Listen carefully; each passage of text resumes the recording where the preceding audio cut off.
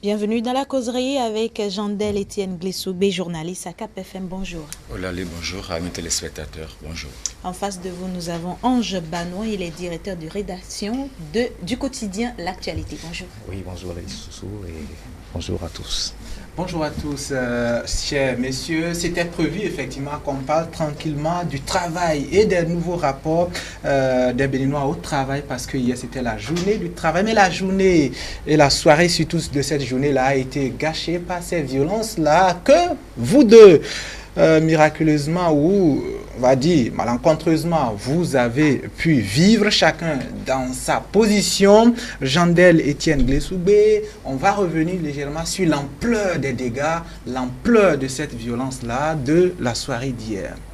Merci. Non, l'ampleur, ça se constate déjà parce que les endroits qui ont servi de lieu de vandalisme hier, quand vous regardez déjà sur les voies, on constate que ces voies sont déjà dégradées par endroits. Et ça inquiète. Ça inquiète parce que je me suis posé une question. Qu'est-ce qui a pu motiver les gens à commencer par brûler des pneus hier? Qu'est-ce qui peut motiver des Béninois à s'en prendre à une entreprise privée pour aller vandaliser, pour aller brûler une propriété privée? Nous a-t-on dit que la police aurait encerclé la maison de l'ancien président Boni Yayi? Il y a deux versions. Parce que dans la soirée, le ministre de l'Intérieur, Saka Lafia, a dit carrément autre chose. L'information qui a circulé sur les réseaux sociaux, qui a incité, j'allais dire, quelques populations, elle est encore tout autre. Mais ce qu'il faut retenir, c'est que on dit souvent que la paix n'est pas un vain mot. Et la paix, ce n'est pas dans la bouche, mais c'est un comportement. Et les Béninois doivent comprendre une chose. Lorsqu'en supportant un politique, lorsqu'en supportant un acteur politique, vous allez détruire des infrastructures, c'est nous qui allons en souffrir après. Parce que lorsque le politique, lui, serait dans sa voiture 4x4, il ne sentira pas que la voie, elle est dégradée. Mais quand toi, tu seras sur ta moto, quand tu seras dans ton petit véhicule, avec tes amortisseurs, très tôt, tu iras encore chez le mécanicien. Encore que c'est un véhicule blindé, vraiment avec des ressorts et supports, voilà, et tout donc, terrain. Lui, il ne sentira rien du tout. Lorsque pour défendre l'intérêt du politique, qui n'est pas autant l'intérêt général, tu vas brûler un arrondissement.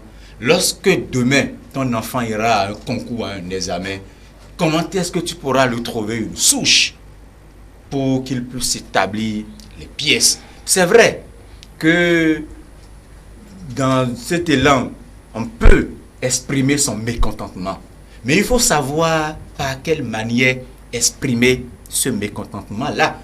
Parce qu'aujourd'hui, ceux qui estiment, qui sont allés défendre l'ancien président Boni Yayi en se mettant dans la rue, ce que j'ai vu hier, c'est vraiment horrible. Que des jeunes qui n'ont même pas 18 ans, qui vont arracher des bouteilles d'essence chez une bonne dame et allègrement se mettre au milieu d'une voie normale qui arrête la circulation et devant tout le monde, on met de l'essence sur les pneus et on met le feu et puis on n'est pas inquiété.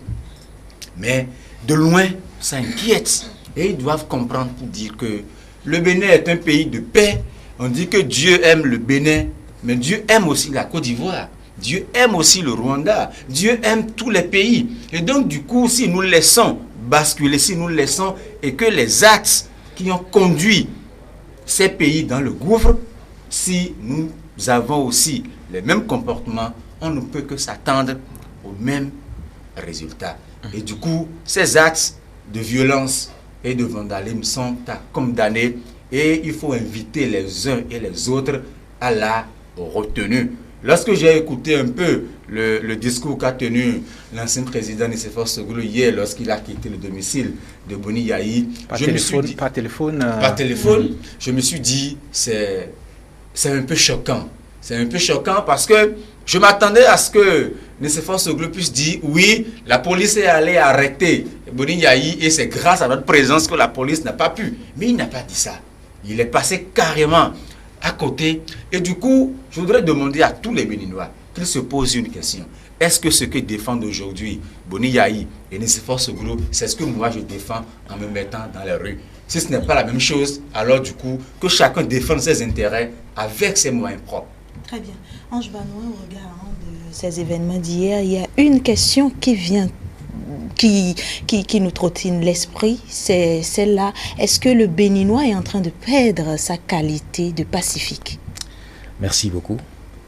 Je dirais que c'est avec beaucoup de pincement au cœur et dans la voix, d'ailleurs, comme vous aurez pu le sentir, que j'interviens par rapport à ce sujet-là.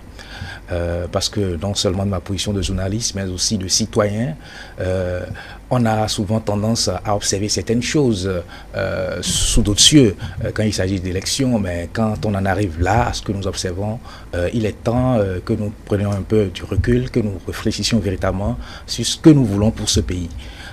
Parce que, parlant des bilans d'ailleurs, par rapport à ce qui s'est produit hier, il serait même trop tôt de pouvoir donner des informations assez officielles. Mais sur le point de ce qu'on pourrait au moins constater de visu, c'est déjà les dégâts matériels énormes, la mise à sac, je vais dire, d'une structure privée. Et je pense que c'est des actes auxquels on ne devrait pas arriver, quelles qu'en soient les circonstances. On pourrait bel et bien avoir des ressentiments, des choses là, mais il ne faudrait pas qu'on en arrive à là. Même s'il s'agissait d'infrastructures publiques également, il ne faudrait pas qu'on en arrive à là. Parce que cette période va passer. Et on aura le temps maintenant de constater ce qu'on a vu véritablement à perdre. On remercie la réalisation qui nous aide déjà avec ces images. Donc, il est véritablement important que nous nous posions également une question. Et je pense que là, cela va véritablement à l'endroit des acteurs politiques. Et mieux, de certains scientifiques. Aujourd'hui, les Béninois commencent à devenir de plus en plus pyromanes. Vous constatez, à moins de choses, on commence par allumer les pneus. Et ça me rappelle un 4 mai où on a cru que c'était insolite. Bien sûr.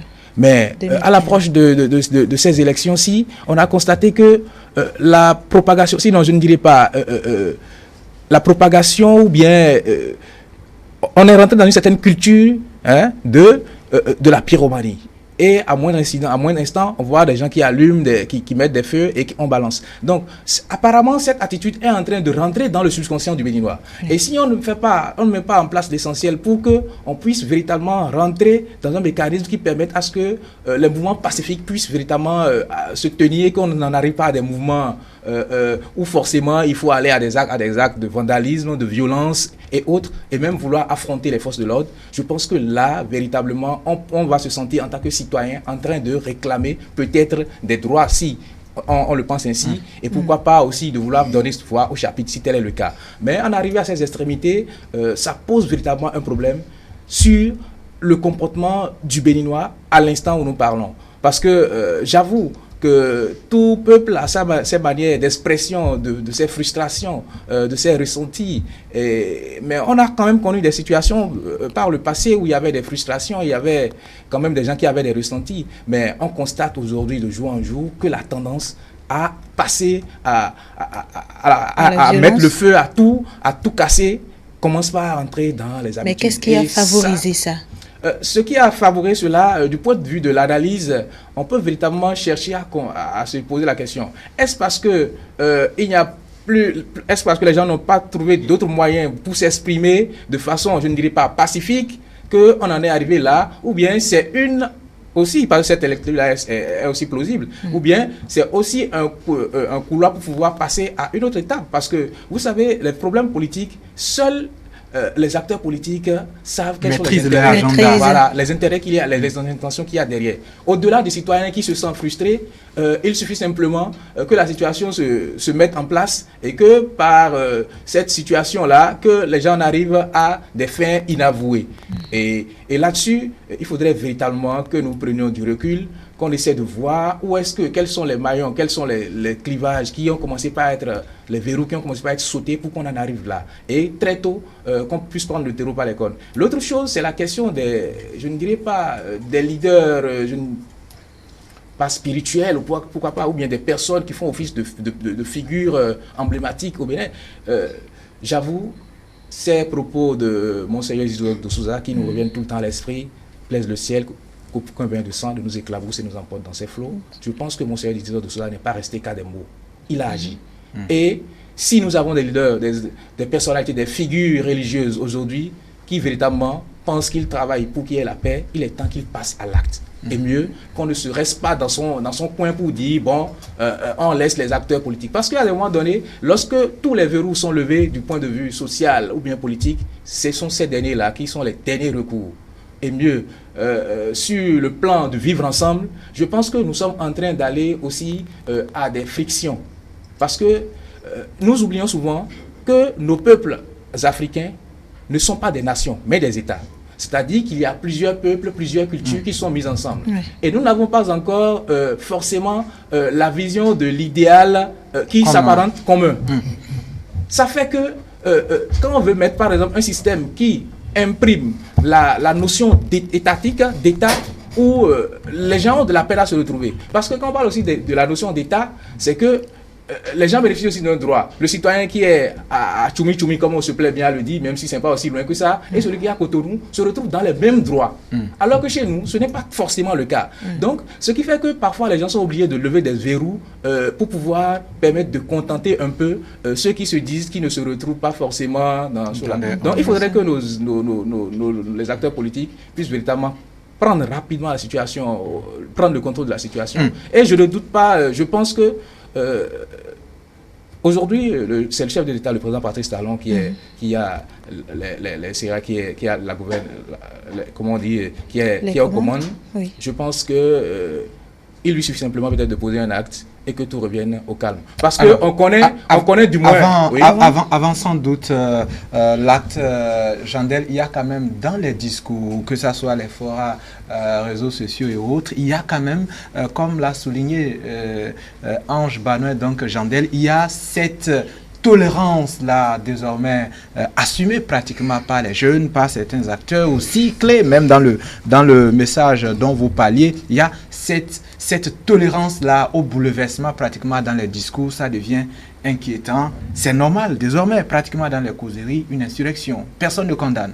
Non, parce que c'est pour ça que je suis d'avis, lorsque Ange disait il y a quelques instants, seuls les politiques maîtrisent leur agenda.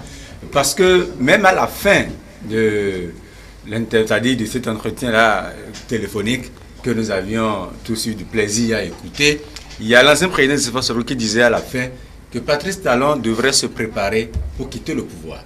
Et ce n'est pas une première fois. Et c'est un discours qui revient de plus en plus. Est-ce que ça veut dire que dans leur tête, forcément, pour eux, si on leur posait la question de savoir quelle est la porte de sortie, ils nous diront que Patrice Talon quitte le pouvoir.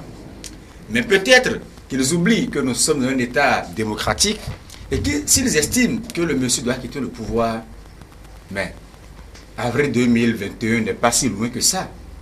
Travailler, trouver le leader qu'il faut et lui arracher le pouvoir, c'est de bonne guerre.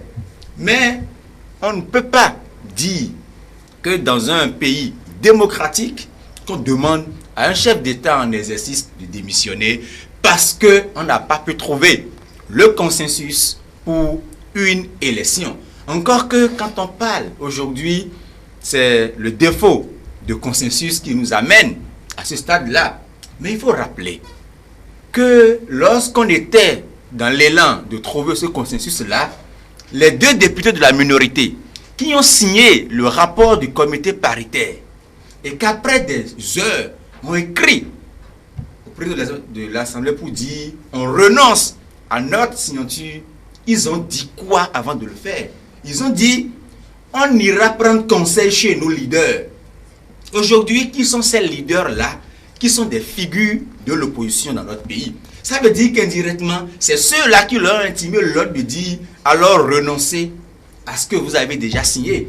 Et on se rappelle tous de ce que le président de l'Assemblée a dit en plénière. Vous me prenez pour un petit. Ça veut dire qu'on était déjà on avait trouvé déjà la porte de sortie.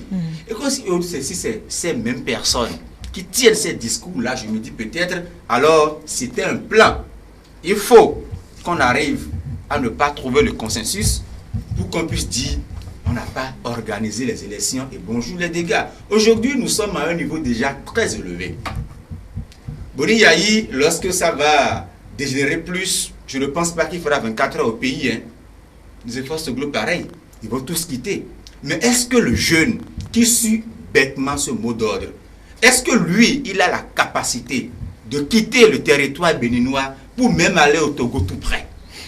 Donc il faut que chacun se pose la question pour dire, c'est vrai, de 2016 à aujourd'hui, aucune gouvernance ne fera pas de frustrés. Nous sommes tous d'accord que de 2016 à aujourd'hui, la gouvernance de Patrice Talon a fait de frustrés. Oui, on le reconnaît. Mais est-ce que c'est ce qui t'a amené à être frustré? Est-ce que c'est ça que ceux-là défendent aujourd'hui?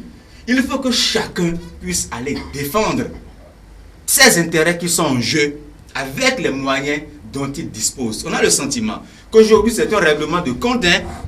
Et donc, il faut profiter de cette situation-là pour se régler des comptes. Et c'est le peuple qui en souffre. Et les dégâts, aujourd'hui, c'est énorme. C'est énorme. Et demain, qu'est-ce qu'on fera lorsque cet épisode-là, ça va passer? Qui va endosser les responsabilités? Je voudrais terminer en disant, lorsqu'on arrive, lorsqu'on a la chance, chez moi on dit via. Autrement dit, ça dit Dieu a déjà fait une grâce à ces deux personnalités-là. C'est la plus haute fonction politique de notre pays pour avoir été chef d'État. C'est une grâce énorme que le bon Dieu lui a fait. En principe, aujourd'hui, il devrait être de recours. Lorsque ça ne va pas, on doit courir pour aller les voir. On a vu Mathieu Kérékou, de 91 à 96, il s'est effacé complètement de la scène politique. Quand il est revenu, on l'a vu en action. De 2006 jusqu'à la fin, jusqu'au jour où Dieu l'a appelé, on l'a dit, le monsieur, il n'est plus apparu nulle part pour dire un seul mot. Mais quand ça n'allait pas, on sait qu'au moins que dans l'ombre, il travaillait. Malheureusement, aujourd'hui au Bénin, nous n'avions plus cette figure politique vers qui on peut courir pour dire ça ne va pas. Aidez-nous à sauver la maison. Du coup, je comprends que Boni Yayi, avec l'âge qu'il a, il a encore la force. Il peut être encore un acteur politique. Mais du moins, Nicéphore Soglo, lui, ça dit, il est déjà au sommet de la pyramide. Il devrait être en termes d'âge, en termes d'expérience. Et du coup, je suis inquiété. Je me rappelle que il faisait partie de ceux qui ont amené Boni Yayi au pouvoir en 2006. Mais déjà en 2007, il s'est retourné contre la même personne. On sait le combat qu'il a mené dans le zoo. Pratiquement, c'est-à-dire, il s'est installé à Boycon et à Bomi en 2016. Au profit de Patrice Talon. Il nous a vendu ce produit-là à Patrice Talon, le seul qu'il nous fallait. Moins d'1 an après déjà, il se retourne encore contre Patrice Talon pour dire ça ne va pas. Est-ce que c'est l'intérêt général qu'ils défendent? Que chacun se pose les questions. Je suis d'accord, comme je l'ai dit, que les jeunes qu'on a retrouvés hier dans la rue, c'est des jeunes désespérés. C'est des jeunes qui n'ont pas l'emploi. C'est des jeunes qui peut-être ont profité pour exprimer leur mécontentement. Mais est-ce que le mécontentement du jeune, peut-être, à cause du déguerpissement, peut-être qui a perdu son emploi, est-ce que c'est en accord avec le projet politique actuel qu'ils défendent cela? Il y a quand même diversité. Et chacun doit défendre ses intérêts en tenant compte des réalités du moment. Voilà.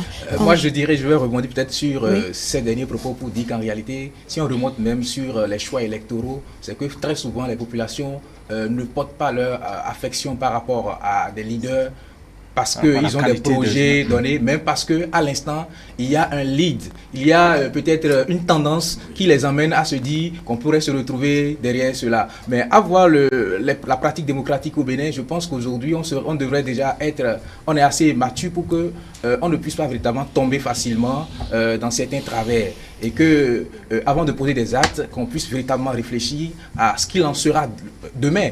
Parce que aujourd'hui, on commence à tous ces dégâts-là, mais il faudra encore investir pour pouvoir les reconstruire. C'est une perte énorme. Ces fonds-là, on aurait peut-être pu utiliser ça pour faire autre chose. Et les édifices et propriétés business privées mises à sac, il faut dire que c'est des chômages aussi. Voilà, c'est des gens qui comme ça, seront contraints pendant un bout de temps à ne pas pouvoir travailler à l'éternel, parce que rien ne nous garantit que le privé en question pourra remonter son entreprise. À moins qu'il ait pris des garanties, par exemple en termes d'assurance au préalable.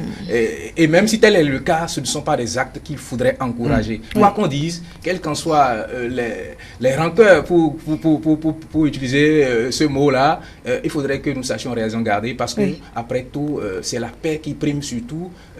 Et sans paix, il ne pourrait avoir de développement. Sans paix, on ne pourrait pas faire passer également ses ressentis, il faudrait faire passer ses intentions. Mais l'autre élément capital que moi j'aime, sur lequel je voudrais revenir, c'est que nous sommes à l'ère des médias sociaux. Et parfois, on se pose la question de comprendre pourquoi on en arrive à certaines situations. C'est dire que il y a des actes qui parfois sont facilement utilisés et utilisables. Il y a des choses, il y a de petites scènes, de petites actions qui, pour rien du tout, peuvent amener là où on ne souhaite pas. Il faudrait que aujourd'hui, lorsque nous voulons prendre des décisions qui agissent sur le vivre ensemble, sur la scène publique, que les gens puissent essayer de réfléchir aussi sur l'impact, la portée des actes qui sont posés. Parce que de bonne foi, on peut vouloir poser des actes, mais au regard du contexte actuel, de l'ère du numérique, par exemple, avant que vous ne puissiez peut-être contacter 5 à 10 personnes, il faut dépenser en termes d'appels téléphoniques. Aujourd'hui, il suffit simplement d'envoyer un petit post dans un forum et vous avez des milliers de personnes qui sont déjà... Vous envoyez le post au Bénin en moins de 2 minutes, des gens vous suivent déjà aux États-Unis. Donc, il faudrait que dans le cadre de l'action publique, que les gens essayent véritablement, qu'ils essaient véritablement de mesurer la portée, quel qu'en soit l'objectif visé, quelle qu'en soit la légitimité et la légalité de l'acte à poser, qu'on essaie de voir comment faire pour éviter qu'on que ça ne soit mal interprété. Ange Banois, quel leadership pour sortir de tout ça? C'est vrai, au cours de votre première intervention, vous avez commencé par dire que le chef de l'État devrait mener des actions. Jusque-là, on remarque une sérénité au niveau de ses gouvernements. Vous savez, le chef de l'État aujourd'hui, quoi qu'on dise, quel qu'en soit ce qui va se passer, on dira que c'est de sa responsabilité. Et on a coutume de dire chez nous qu'un chef est une poubelle. Et d'ailleurs, lui-même, il a pris à son compte certaines choses, parce que c'est lui qui a mis en œuvre des réformes. Il est venu avec un programme en tant que réformateur. Mais cela voudra donc dire quoi? Que aujourd'hui, si Patrice Talon pose des actes, il peut encore reconquérir l'assentiment du peuple béninois. Parce que c'est ce peuple-là qui l'a porté là où il est. Parce qu'en réalité, je ne pense pas qu'un citoyen ne voudrait pas jouir des fruits des actions posées par le chef de l'État.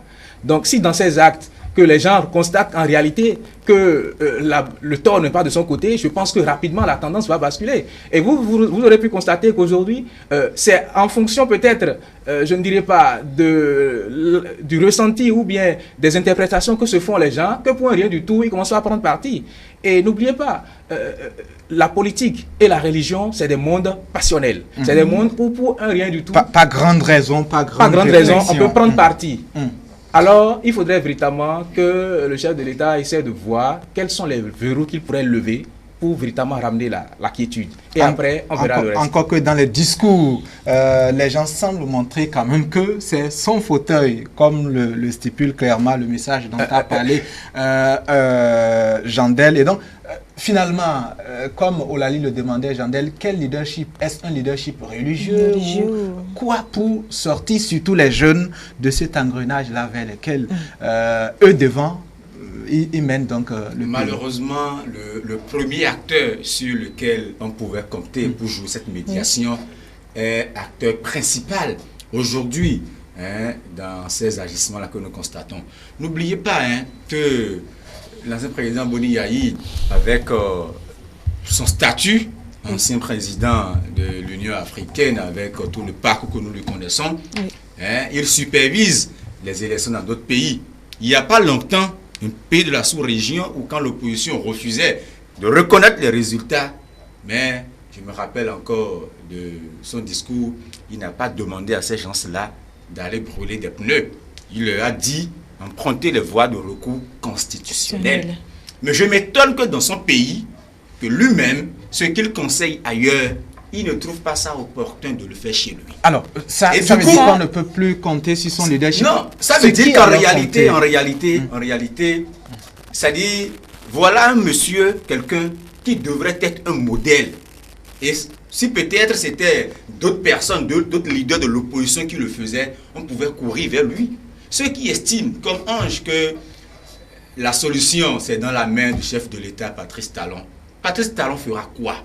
Depuis le début de la crise, il a mené des actions. C'est de son pouvoir. C'est de son pouvoir. Non, vous savez. Non, ce n'est pas à nous peut-être de dire au chef de l'État ce qu'il va faire. Le chef de l'État est mieux informé que nous. Il a des conseillers plus outillés que nous, plus aguerris. Et je pense même que, dans un premier temps, moi j'aurais même souhaité peut-être que on a vu le clergé et la communauté musulmane le leadership religieux. Alors. Je pense qu'il faille qu'il quitte les propos pour passer à l'acte.